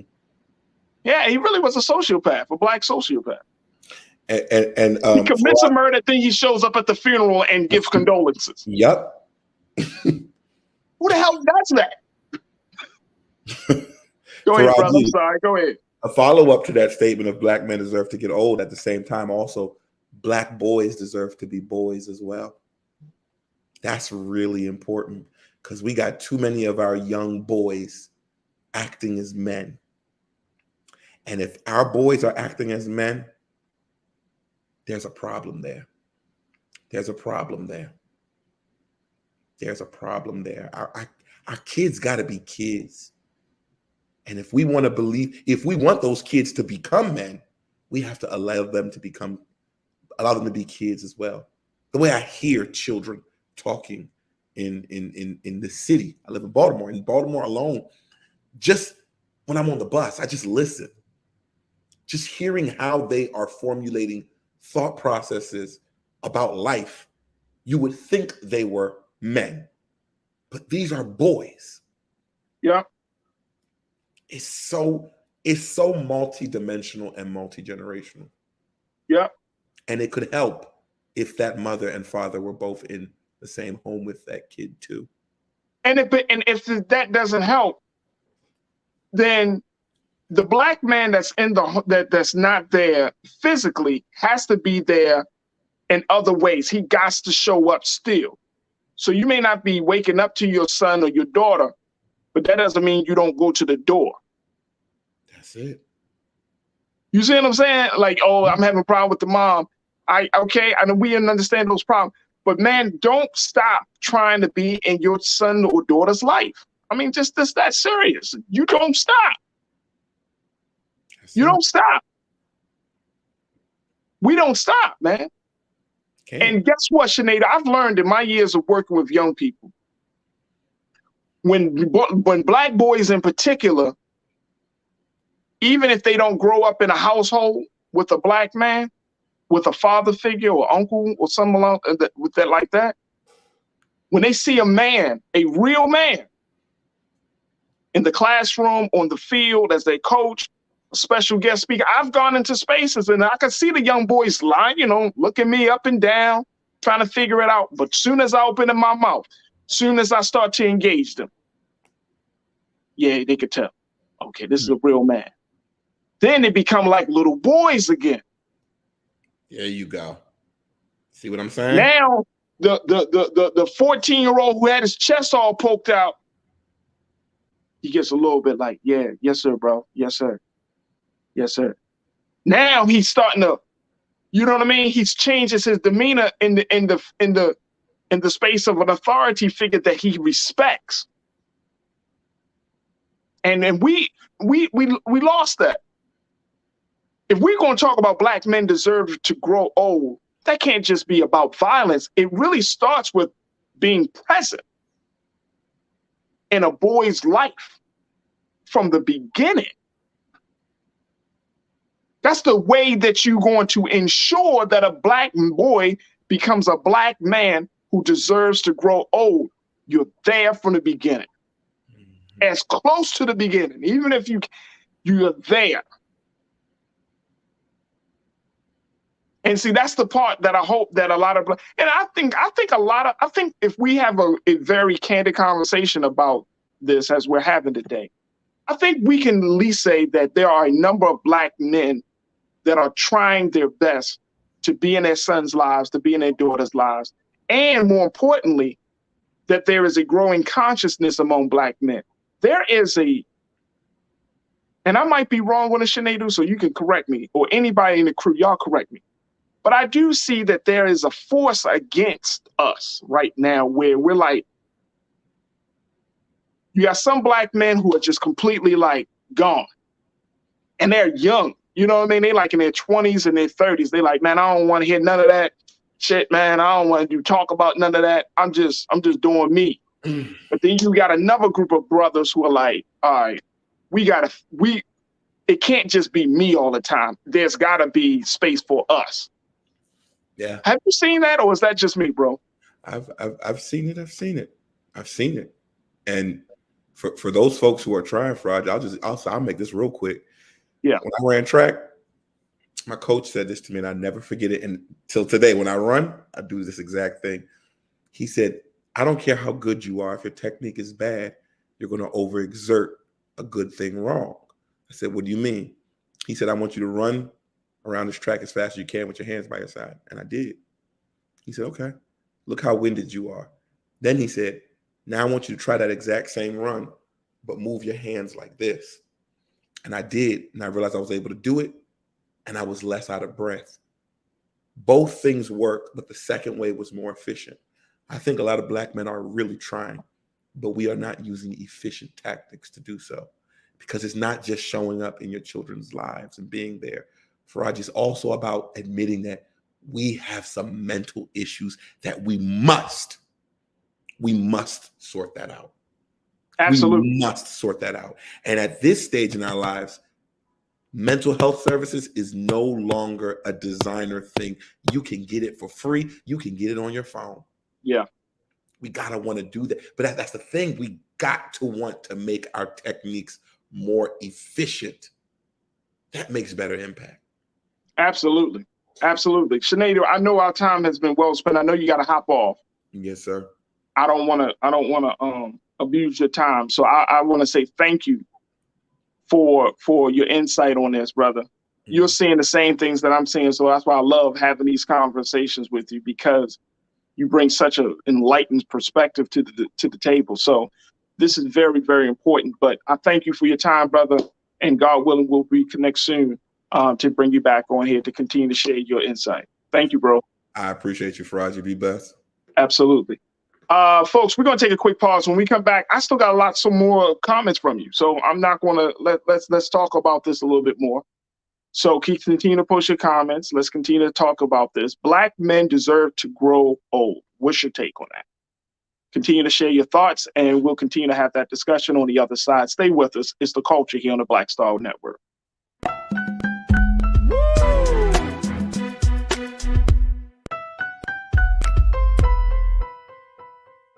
Pull up a chair, take your seat. The Black Tape with me, Dr. Greg Carr, here on the Black Star Network. Every week, we'll take a deeper dive into the world we're living in. Join the conversation only on the Black Star Network. Hatred on the streets, a horrific scene, a white nationalist rally that descended into deadly violence. You will not White people are losing their damn minds. As an angry pro-Trump mob storms the U.S. Capitol, we've seen We're about to see the rise of what I call white minority resistance. We have seen white folks in this country who simply cannot tolerate black folks voting. I think what we're seeing is the inevitable result of violent denial. This is part of American history. Every time that people of color have made progress, whether real or symbolic, there has been what Carol Anderson at Emory University calls white rage as a backlash. This is the rise of the Proud Boys and the Boogaloo Boys. America, there's going to be more of this. Here's all the Proud Boys, Dave. This country is getting increasingly racist in its behaviors and its attitudes because of the fear of white people. The fear that they're taking our jobs, they're taking our resources, they're taking our women. This is white fear.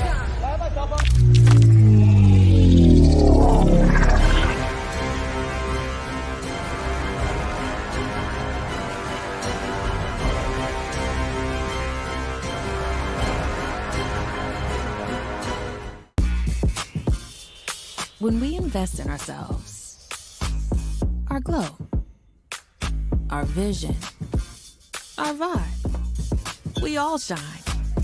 Together, we are black beyond measure. When you talk about blackness and what happens in black culture, we're about covering these things that matter to us, speaking to our issues and concerns. This is a genuine people-powered movement. There's a lot of stuff that we're not getting. You get it, and you spread the word. We wish to plead our own cause. Too long have others spoken for us. We cannot tell our own story if we can't pay for it. This is about covering us. Invest in black-owned media. Your dollars matter. We don't have to keep asking them to cover our stuff. So please support us in what we do, folks. We want to hit 2,000 people, $50 this month, raise $100,000. We're behind 100,000, so we want to hit that. Y'all money makes this possible. Check some money orders. Go to P.O. Box 57196, Washington, D.C. 20037-0196. The Cash App is $RM Unfiltered. PayPal is R Martin Unfiltered. Venmo is RM Unfiltered. Zelle is Roland at RolandSMartin.com. We've got to stand up. Republicans are banning abortion rights, tearing down democracy, blocking progress. But when Democrats stand together, we win. Because we voted, Democrats stood up for black lives, voting to ban police chokeholds, stood up for black women, putting one on the Supreme Court, stood up for our families, lowering cost of health care and prescriptions and capping insulin, and stood up for millions by slashing student debt. This November, let's stand up together and keep making progress.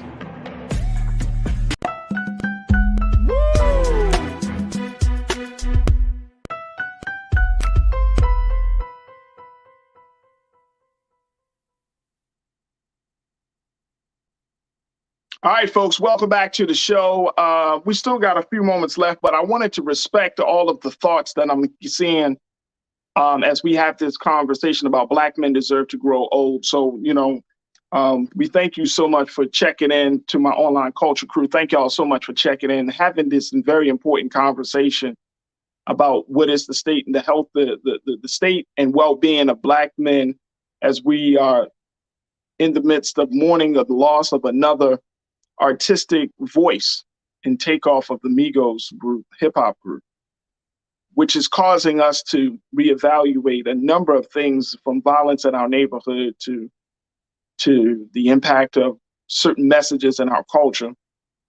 But it's causing us to all to question, what is the value of the life of a black man? And more importantly, why we deserve to grow old. And to look at this situation, not just as a hashtag. I really appreciate Sister Mia, who started this hashtag, Mia Jerlin, who started this hashtag last year. We saw some traction, but it really is taking off now. And I appreciate even creating a hashtag. And I know some of you from my culture crew, y'all like, well, it's just a hashtag, so it doesn't necessarily mean anything. But then some of you are also saying this is maybe this will help to bring some level of awareness to the fact that black men are losing their lives senselessly, especially when it comes to the epidemic of violence. especially when it comes to how Black men treat other Black men. More importantly, how Black men see other Black men. So let me go back to you, my online culture crew, to get your take on this, folks. And again, I'm really grateful that all of you are just joining me in this conversation. So many people have checked in, so I'm gonna try to get to as many of your thoughts as I possibly can, so that way we can honor everybody's view. Parch checked in. You said, because we're too worried about the exclusive material items, jealous of one another, hate to see the next man doing good. Yeah, absolutely, Parch. I agree. I agree. Hate is in the heart. Envy is in the heart. Self-hatred is in the heart right now. I agree. Sandy, thank you, Parch. Sandy, you checked in and said the crimes against each other should have diminished by now. But as we get more educated, it's not. And that's the sad part, right, Sandy? Like, the sad part is we do have access to more technology. We do have greater ability to learn more. But now we're killing each other at a higher rate. Our view about human life has diminished. I don't know whether the people behind us pulling the trigger think it's a video game where you could just take somebody out and they just automatically come back, or I don't know, or it's what it is, but it's crazy. We've gotten this far along in social places, in political games. We've gotten further along a little bit more in economic games, but in dealing with each other in the human game, we've gotten worse. We've gotten worse. I remember years ago, and y'all may have heard this as well. I remember years ago, someone said we weren't even killing each other like this in slavery, when we were enslaved, right? But it's like now in 2022, Black men literally are killing Black men. We deserve to grow old. You don't like my music. You checked in and said Sidney Poitier spoke white, but he knew who he was. Yeah. He also grew up in a different time. He grew up in a time where being Black was a real problem. You know what I mean? Seeing the impact that he's made on film and that industry. Man, I don't think he had to worry about another Black man taking his life like we worry about today. You don't like my music, appreciate you.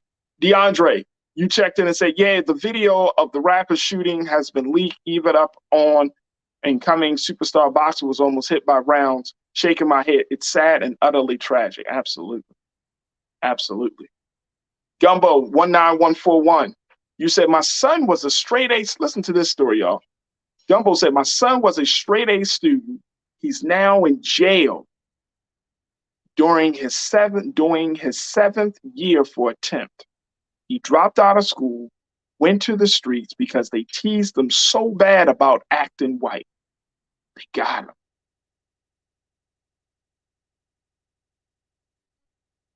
Damn. Gumbo, my heart and prayers go out to your family. I mean, that's really sad, man. You know, straight A student. And I mean, Gumbo, I don't know how much more detail you want to share. But to lose so many years of his life because of that sort of cultural pressure. See, this is why we need to look at the culture, because, you know, the culture is so powerful and influential that it can literally take somebody on one path, on one track, and derail them and take them down another track And then boom. And my heart and prayers go out to you, Gumbo. I'm serious. My heart and prayers go out to you, man. Jeez. And you know, I've heard stories like that. It's not like this is a new narrative in the sense of I've heard about women, young Black girls get caught up. They hanging out with their boyfriend who's involved in the street life, and then they wind up going to prison. Y'all know the story. But man, and the scary part for me, I'm gonna be honest, I'm gonna be open and transparent. The scary part for me is like no one is immune from that. You can teach your child good principles. You can teach them about being a Muslim or a Christian. Like there's no discrimination on how, or there's no guarantee rather, that your child is going to end up in a certain space, is going to be successful. As much as parents, we want to believe, and we do our best to give our children everything that he or she needs, right? To be in a place where they feel supported, they feel loved, they feel taken care of, they feel cared for, all of those things, and then yet they can still end up in bad places, in jail, on drugs, on the street. And you have to think to yourself, like, what did I do wrong?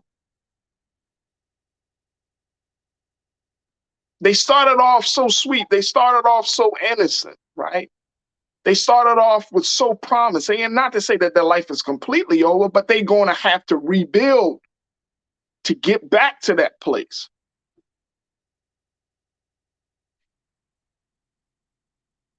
My heart and prayer go out to you, Gumbo.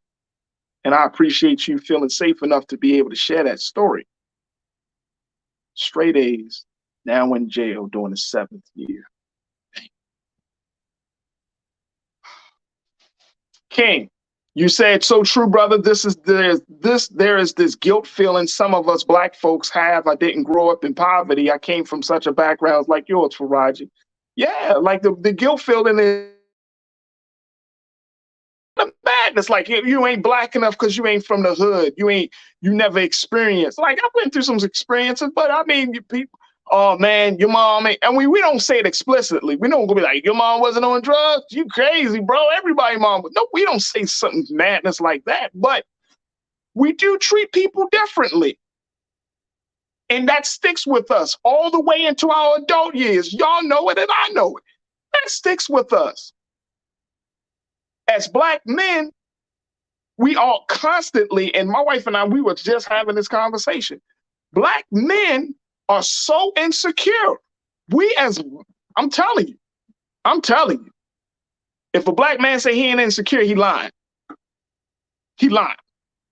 We are so insecure because we know that we have great potential. We know that we have the ability to lead. We know that we have all of these skills, but this world will make you feel like you don't have enough, that you're not enough. Your people will laugh at you for trying to make something out of yourself. If you're a Black man, you had bad experiences with women, they tell you, oh boy, he a cornball. Look at him, he in technology. Boy, you ain't getting that money. This all plays on a psyche of a boy turning into a man. And then we get shocked and surprised as a Black man wiles out on a brother, smacks a sister. We get shocked and surprised that your life was going in one state of promise. You might have been going to a good college. You might have had a scholarship. You might have been had a sports thing, and then you wanted to hang out with your homeboys. So all of that's gone. How many stories have we heard like that? But that's because of our insecurity. I mean, hey, look, this is a fireside situation, y'all. I don't mean to get into this big, but this whole conversation, Black men deserve to grow old, is pulling up so much for me, and I hope it's doing the same thing for you, because at the end of the day, Black men are dying. And I'm saying that in a very, very, very respectful way. We are dying when we're killing each other.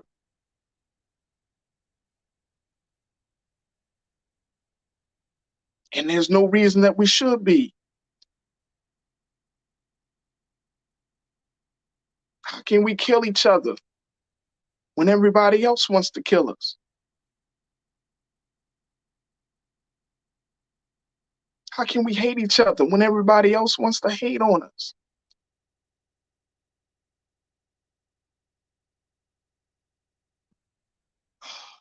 Zoe, you said the music they create is part of the problem. You live by the streets. Mm. Mm. Yeah. Nisa, you said, thank you, Shanadu. Sadly, we have been infected with capitalism, rugged individualism, and a general disdain for our own human lives while we worship money. Mm. P. Jackson, yesterday reminded me of Nipsey Hussle when he was killed. Facts. Facts.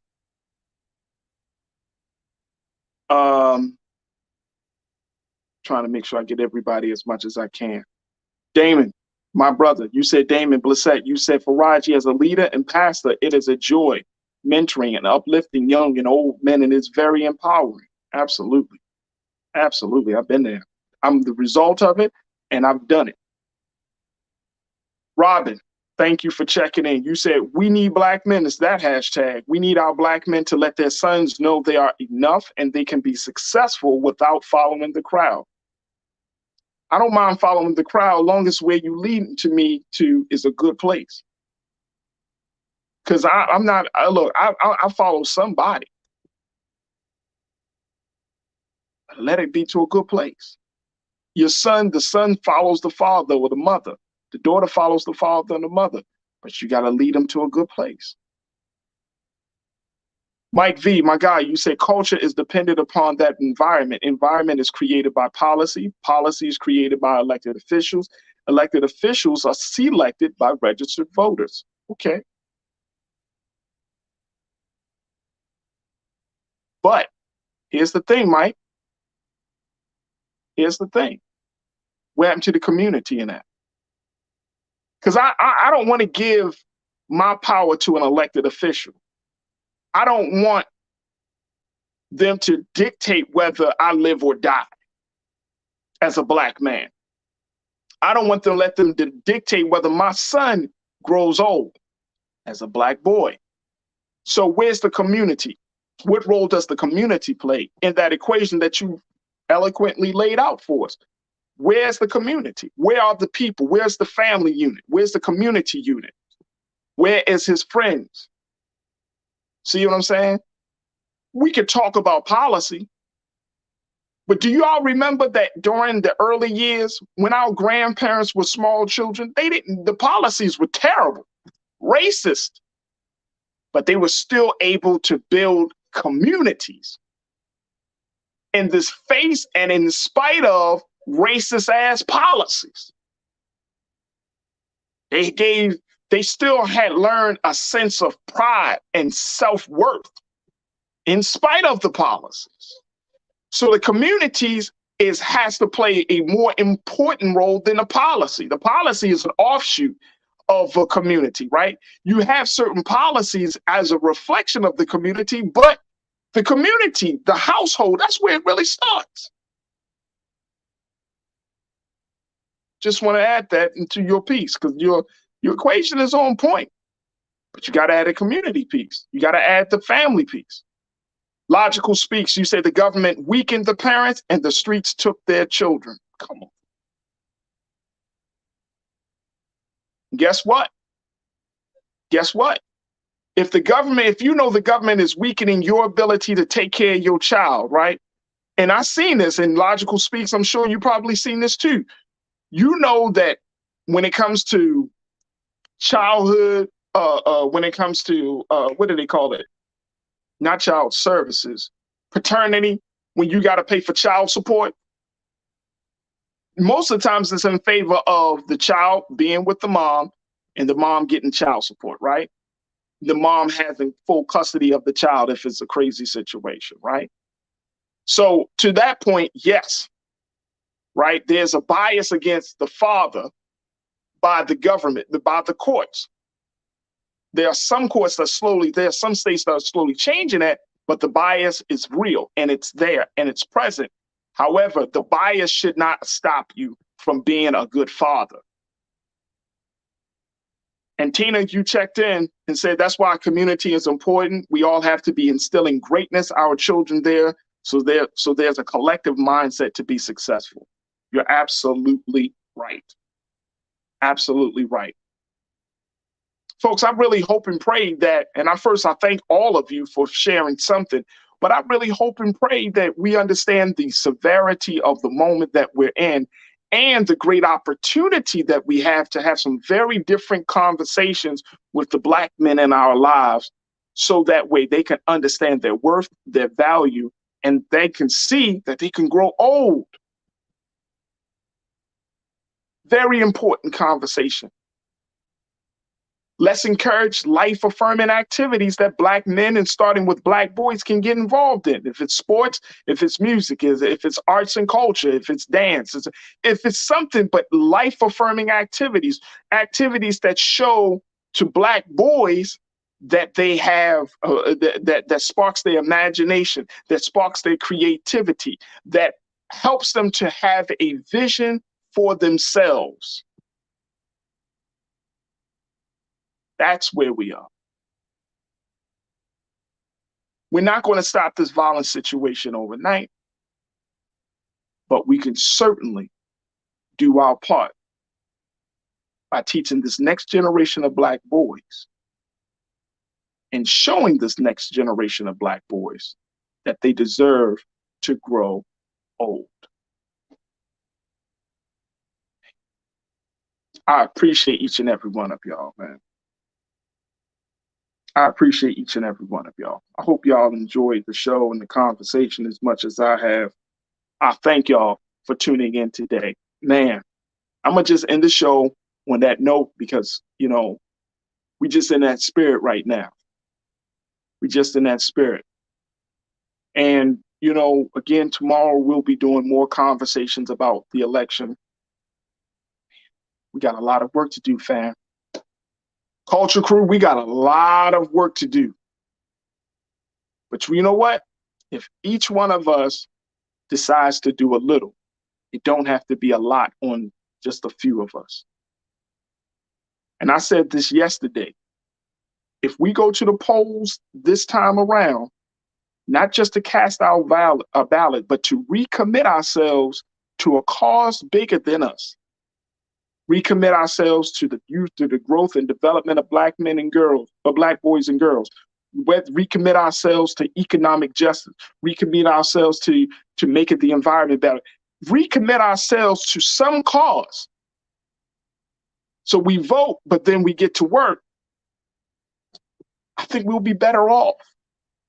If we plan right now for the 24 election, we see all that's happening right at this current moment and say, okay, come 2024, we're going to have a different action. We're going to have a different response.